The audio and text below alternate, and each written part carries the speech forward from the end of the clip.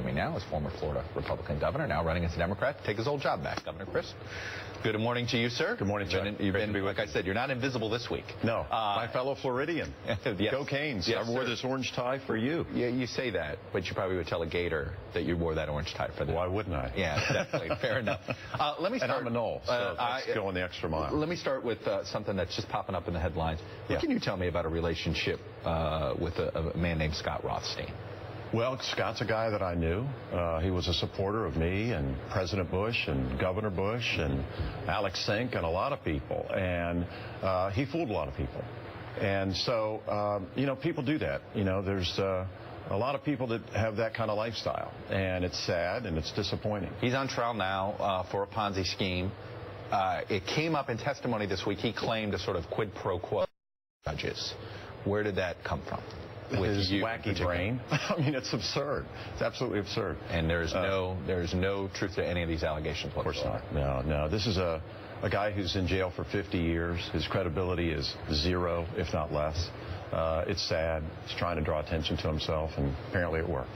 Let me ask you about the economy. We saw the jobs numbers here. Yeah. Florida's unemployment rate has dramatically fallen. Okay, 10.9% when Rick Scott became governor. Now 6.2%. Yeah. It's a pretty good television ad to run, is it not?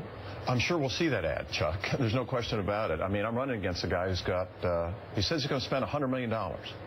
$100 million. Says he's going to spend $25 million at the outset of the campaign to define his opponent. Well, that looks like me. And so, Carol and I are really looking forward to that. I'm sure it's going to be a lot of roses thrown my way. I see already you two are exchanging. I mean, this is not normally January type of TV ad exchanges. Or February. And February. It's amazing. Well, he started in November, to be honest. I announced November the 4th. He launched, I should say, $500,000 in ads right away, that day, that night. And, they really haven't let up. I think he spent about $4 million already. And our numbers keep going up the more he does it. So I hope they spend a whole bunch of money. But let's look at his economic record. I mean, you sit there and that in itself, he promised there'd be some job creation. There's been some job creation. I know the numbers he's trying to, he promised 700,000 new jobs over and above. And I know there is some math reworking that he wants to do on that promise. Right. But the fact is the overall number is pretty good. Are his policies working? No, I don't think they are. I think the president's policies are working. That's why the unemployment rate drops? This is the president, not Rick Scott. Well, I think so. I think much more the policies of President Barack Obama, starting with the stimulus, the Recovery Act. I mean, that's where I hugged the guy in support of that. And it was necessary. Was essential.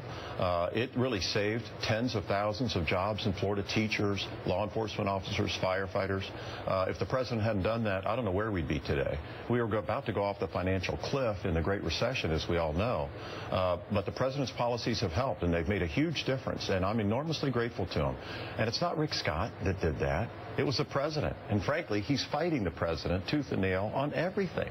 Affordable health care, the Recovery Act he was against. Well, he's trying to expand Medicaid.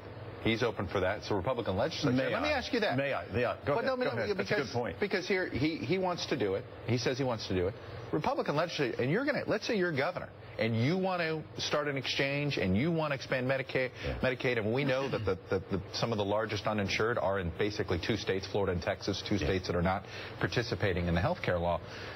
You have a Republican legislature that's not going to be rubber stamping you. That's so right. What are you going to do about this? Well, here are the facts first. He said he was for it, Medicaid expansion, for about 30 seconds. I'm exaggerating a little bit, but not much. Didn't lift a finger to get it passed. Even the speaker, the Republican speaker of the Florida House, Will Weatherford, said, that guy didn't call me once to bring up this bill to expand Medicaid. So, that's an effort that is without effort. So we don't have it because he didn't really try. You know how it is in life. I mean, you have to try to get things done. And he didn't try at all. And as a result, what are the results? About 1 million of my fellow Floridians are not getting health care today. And I am told by friends at SIEU, that means that 6 people in Florida die every day as a result of that. Every day. Wait a minute. So that's a tough allegation. You are connecting. You're saying people are dying, and it's the fault of not expanding Medicaid.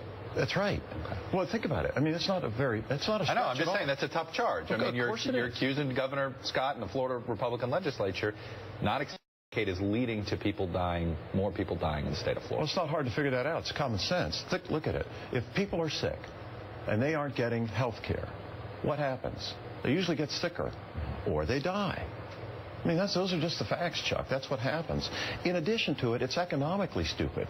As a result, we're not getting $51 billion over the next 10 years for our health care institutions in Florida, so that people get better health care, that kids don't get sick, that we take care of people. That's what public servants are supposed to do. That's why I'm running against Rick Scott, because he's not a good servant. It is interesting that one of their charges they want to do is, hey, when things were tough, they say you ran. If you didn't want to run for a second term as governor, you wanted to be a U.S. senator instead. How do you answer that charge? Pretty easily. I mean, you know, the way things were going, the thing I'm most proud of, my service as governor, was that we had a bipartisan tone. We all worked together in Tallahassee. We really did. It was the golden era of the Florida legislature. Very few votes were very partisan at all, even with Marco Rubio as the speaker. It was really good. And so what I wanted to do is try to take some of that cooperative spirit to this town, to Washington, D.C. They need it now more than ever. I wasn't successful in that effort. It didn't work out. But, you know, maybe God has another plan, and here we are. You do have a Democratic primary. There is another Democratic candidate in this race. Buddy McKay, a former governor, has endorsed your opponent, Nan Rich. You going to debate her? I don't think so. You know, what I'm thinking about is Rick Scott. Okay. I mean, she polls at about 4% or something like that. God bless her. Do you think she should drop out? That's up to her, not me. That's not a decision for me to make. I don't tell other people what to do. I don't tell women what to do, least of all. And I think it's important that we focus on Rick Scott. That's the problem in Florida. This guy has decimated education. He's hurting the environment.